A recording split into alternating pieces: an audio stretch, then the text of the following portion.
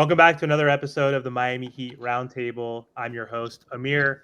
I'm thrilled to have the entire crew with me today. Plus, we have a very special guest joining the show. Let's give a warm welcome to Big O from the Big O Radio Show. How are you doing today, Big O? I am doing great, my brother.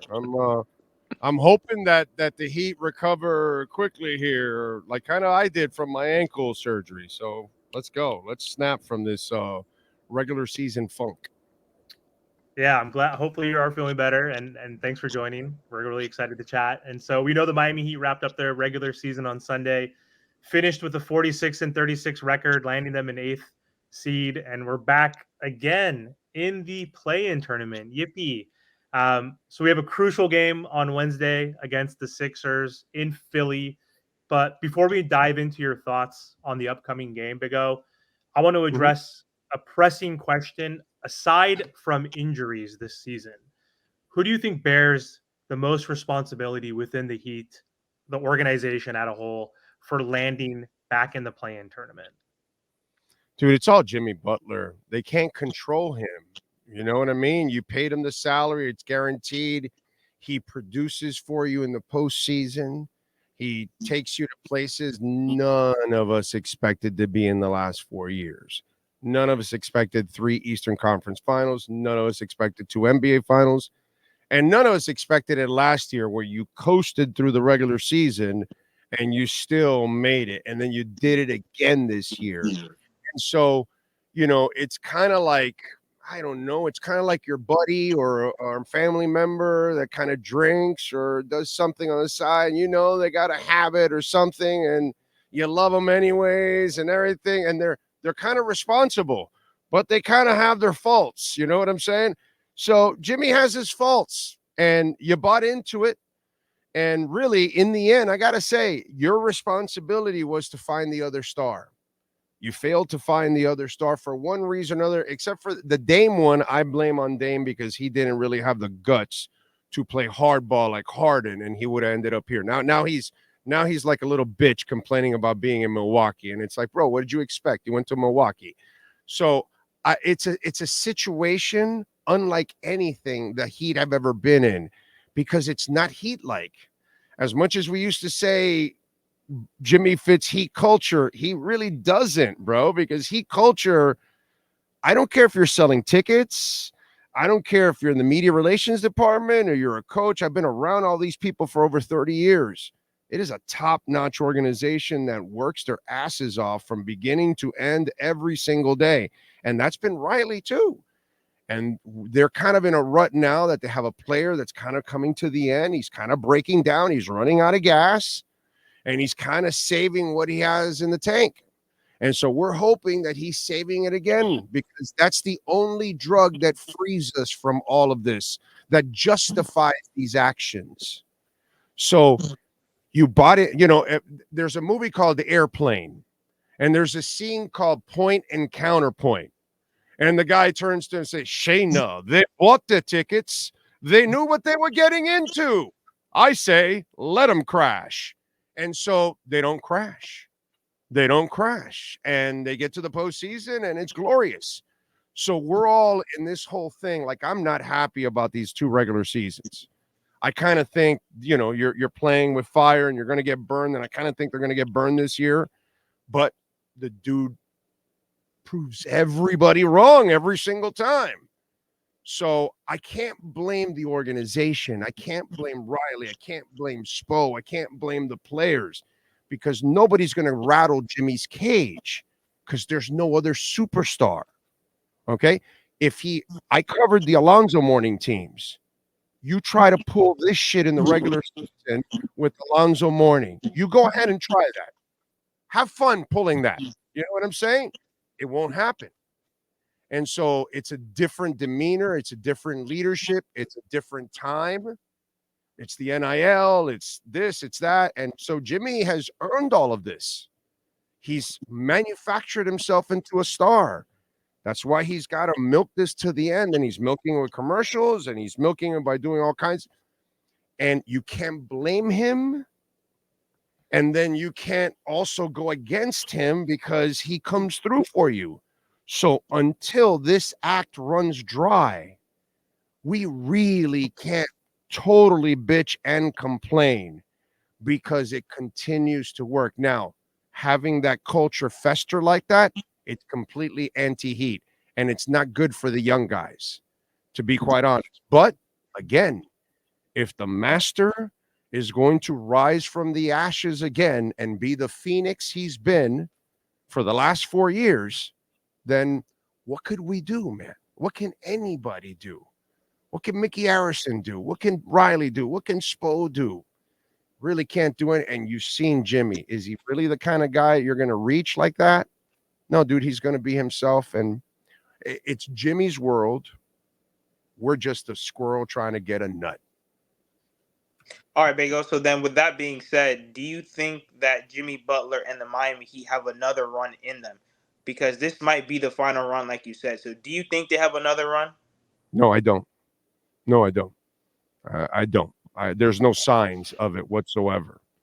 You know what I'm saying? So until you give me there is nothing. There is no long-term example of that this year at all. So until I see a long-term example, there's no other star on the team. Okay, no matter what anybody tells me, Bam is not a star. Okay, stars have to enforce their offensive will on teams in today's NBA. In the 90s, when I was younger, and he's more Ben Wallace like that, except a little more offensive, then I'd make him a star in the 90s because you were scoring 80 points, 90 points. Points were a premium. But in today's league, you need buckets. You need a guy that can score and a guy that says, get the hell out of my way, I'm scoring. And they only have one guy in Jimmy. There's only one star on this team, and you're about to play a team that has two stars in Embiid and Max. So, you know, what are we going to do? I don't think they have it in them. But again, will the Magic take over? And that's what we don't know, man. We don't know. We saw a bunch of scrubs go 31-10 in the second half of a season. That's the kind of stuff, and beat the Warriors and everything in that run. And we're like, what the hell is going on here? So, suppose the best in the business, the best on the planet. We're just going to go for a ride, but I'll go out on a limb so I can look bad, so you can take shots at me and tell me I'm an idiot. I think they're cooked. Okay, I don't think they get past Boston, if anything, and that's it. Yeah, I mean, it was just like last year. It's Groundhog's Day with this team. We really just have to have the wait and see approach. Is Jimmy going to turn it on? Are we going to be healthy? We have Rozier and Tyler. We know it might be a little different this year, but, you know, I guess I know a lot of people in Heat culture, a lot of people in the Miami Heat organization, they probably agree with your sentiments, Miami Heat fan as well. So I'm going to ask you this, Bigo, kind of take it away a little bit from what these guys talked about. In my channel, I always like to try to preach positivity, but it's been hard to find this year, especially with the last two seasons. So with everything that you're saying, with Jimmy not being Heat culture, I know you might say Jimmy on this one, but I'm going to throw it a little bit differently. Let's say if the Heat don't have another run. Let's say if we fall flat on our face like 2021. With two guys making $80 million next year with Tyler and Jimmy, do you think the answer is to move Jimmy, move Tyler, or Big O, move them both? Okay, first of all, I don't know who the hell wants them. First of all, who the hell can handle Jimmy?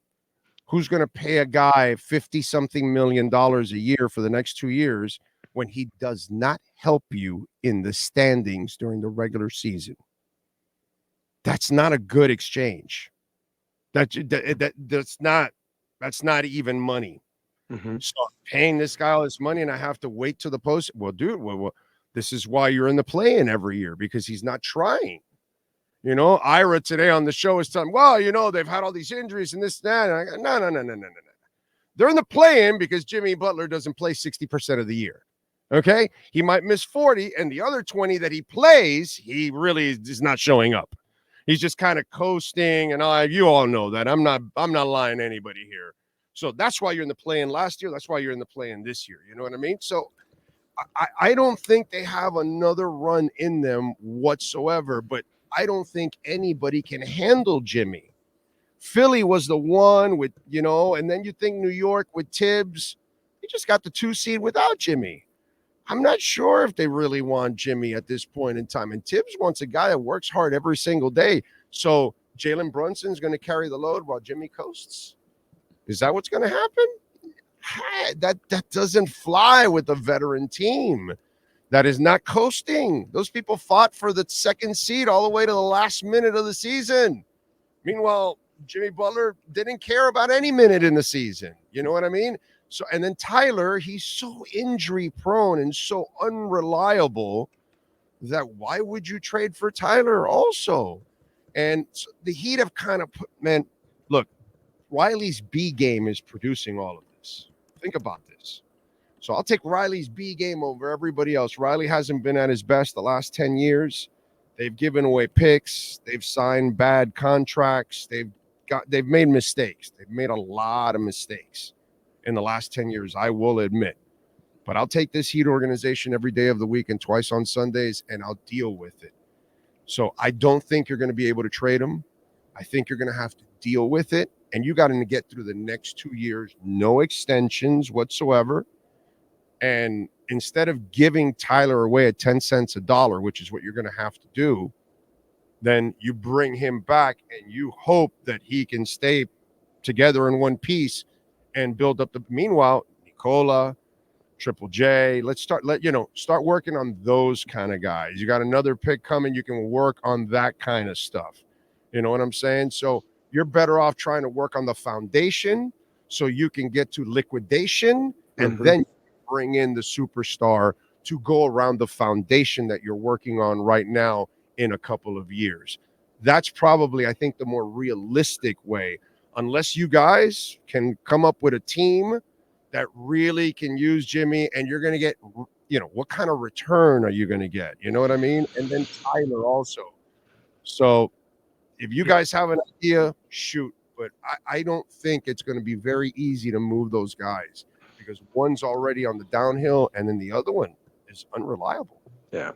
I've done that exercise in my head too with where can we trade Jimmy and like what assets are they going to give up? Like a Thunder, they're not going to give up their young assets for Jimmy Butler to put them over the hump. Like they're not going to. Number one, bro, and they got 4 billion picks. They don't even know Jimmy Butler, dude. Exactly. I set his team up so sweet. You know what I mean? I mean, he's got picks like crazy, bro. You know, that's those people did it right. They did it right. Yeah, I agree, man. Big time. What's going on, Big O? Nice to meet you sir. once again. My name is Trent. On this podcast, I'm more of the negative downer on this team. But I have a few questions for you, too. So you was talking about Jimmy Butler, how he does whatever he wants and stuff like that. So say if the Miami Heat get bounced out early, say the worst scenario happens. We don't even get in the playoffs, and somehow we lose to the 76ers or the Bulls or the Hawks. Oh, that's true. Now say that, right? And I don't think that will happen. But just say anything can happen in this Heat Nation, Heat culture, whatever. What do we do with does Jimmy Butler? Because Jimmy Butler's, I'm looking at his contract right now, is $48 million, and then in 2025, 2026, he has a player option, which obviously I think he's going to accept is $52 million. But do we talk to him, try to get a pay cut or anything to make this team a championship team? Like we want to win a championship, because if we don't do that, we're just, like you said, we're just going to keep running out with the same team and we're going to be a playing team or worse. So do you think Jimmy Butler is willing to do that to help the team win? Because, Jimmy Butler's attitude all the time is no one wants to see this team in 7 games. And, I mean, he has been proving it, but this season is going to be interesting to see. I'm pretty sure you've seen the new Slam video. His approach is crazy on that one. It made me confident because I wasn't confident coming into this season. But, do you think that? And what do we do with Terry Rozier? Because we traded for him. And his contract is part guaranteed in 2025, 2026. Do you see a long-term deal with him coming, or is this his contract's up and we're done with him? Well, look, as most of you know, in the NBA, contracts are guaranteed. Once you sign that, they're not going to give you any money back, bro. It doesn't matter who it. I remember we talked about the team that went 31-10 in that second half after going 10-31. They didn't give any money back after they got their new contracts, and most of those bums didn't deserve it. You know what I'm saying? So in the NBA, once you sign, you're screwed. You've given the money, or you end up with Duncan. You know that at first we were like, yo, and now we're like, yo, bargain, bro. Yeah, bargain, bitch. That's what we're doing now with Duncan, right? So we're stuck with this contract. It's a cancer. It's an albatross, unless playoff Jimmy wakes up again, and then we're going to go, okay, because then we're all going to go, well, we're on for the ride. All right, next year we'll know that when November rolls around, we'll just say, all right, dude, just call me in April because I'm out of here. I'm not watching this shit for 82 games. I already know what he's doing for 82. I'll go see him when he comes in for the encore. That's like we don't want to see the whole concert. We just want to see the encore.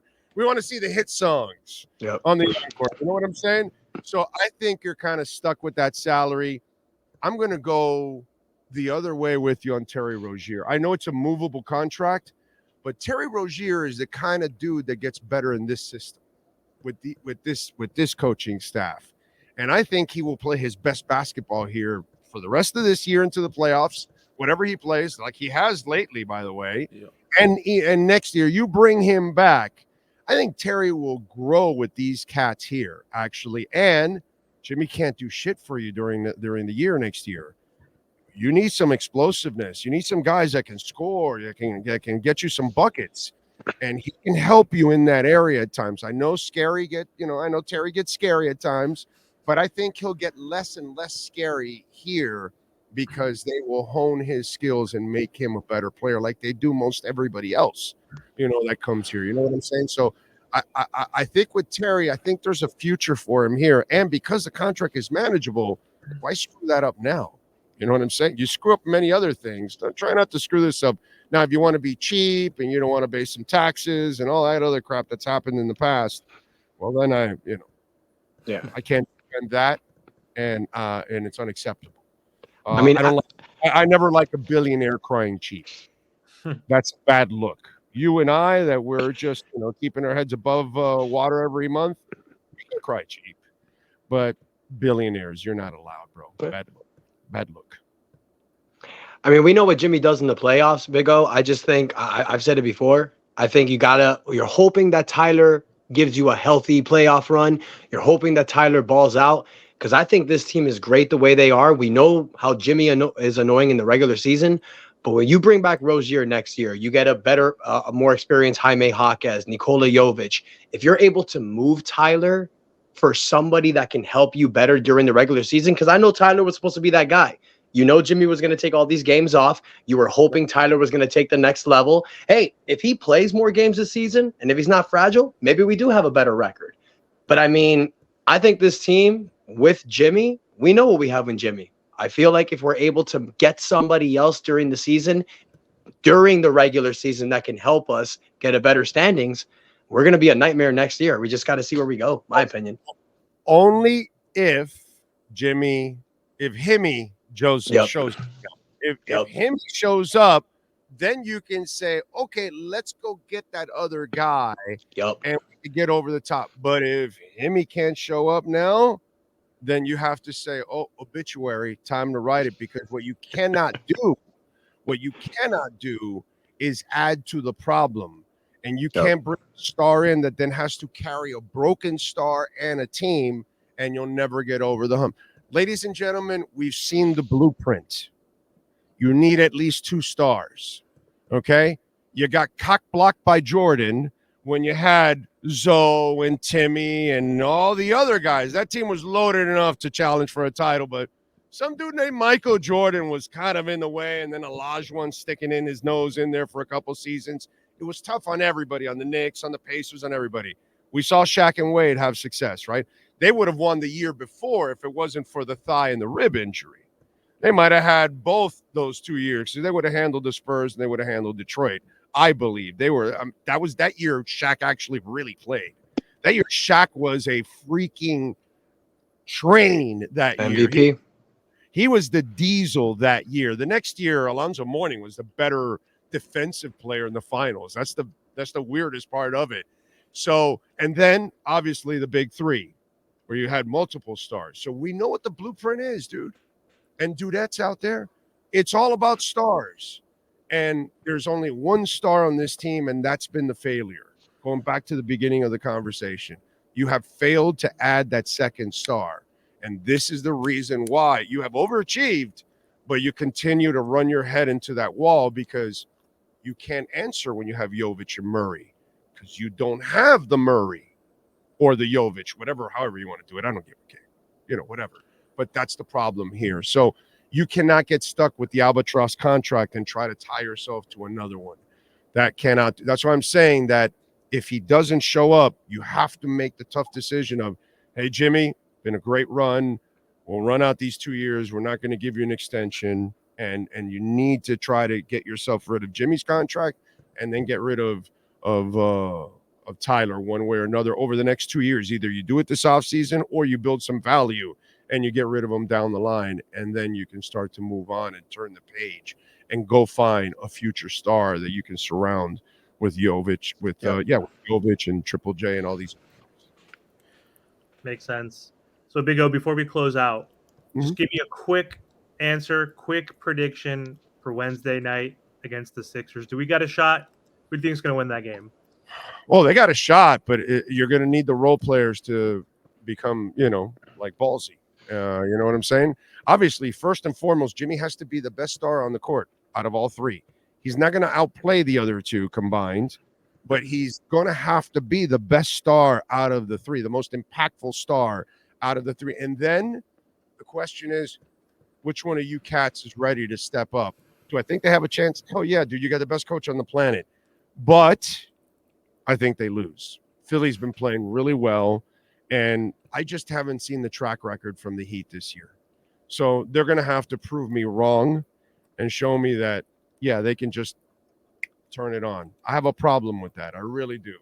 Maybe it's the old school in me, but I have a problem with that. So I don't like their chances on Wednesday night, to be quite honest.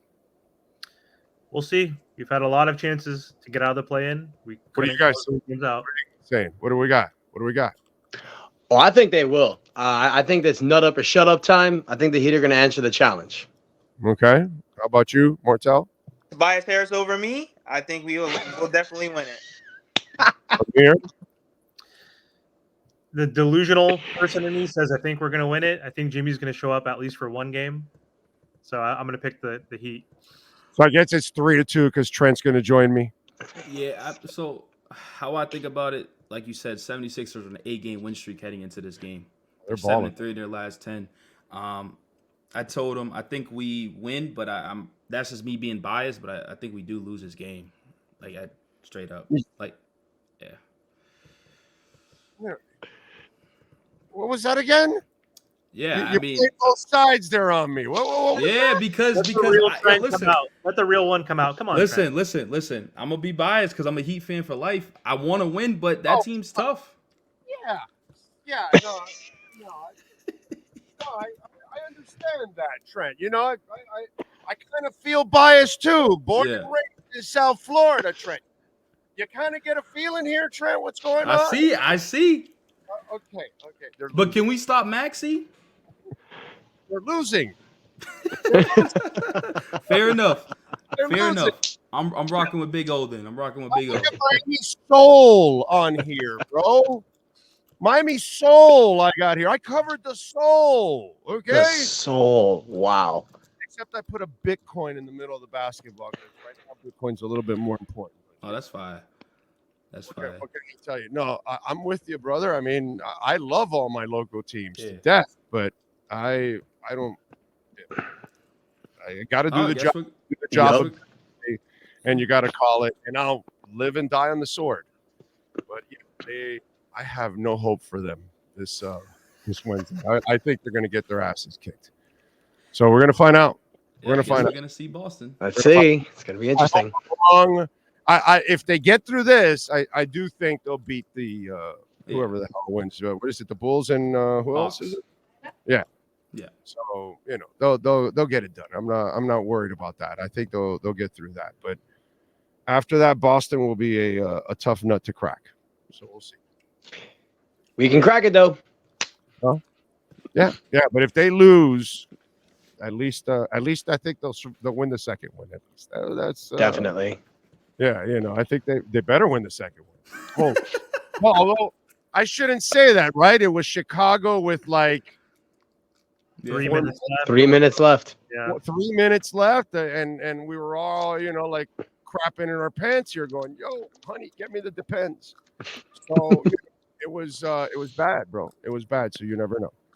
You do never know. But anyway, thank you so much for your Anytime. time. I know we really appreciate it. And so for everybody watching here, you guys can find Big O on YouTube. So find him on Big O Radio. Radio Show. Big O Radio Show. You can follow us there. Subscribe. We talk Heat.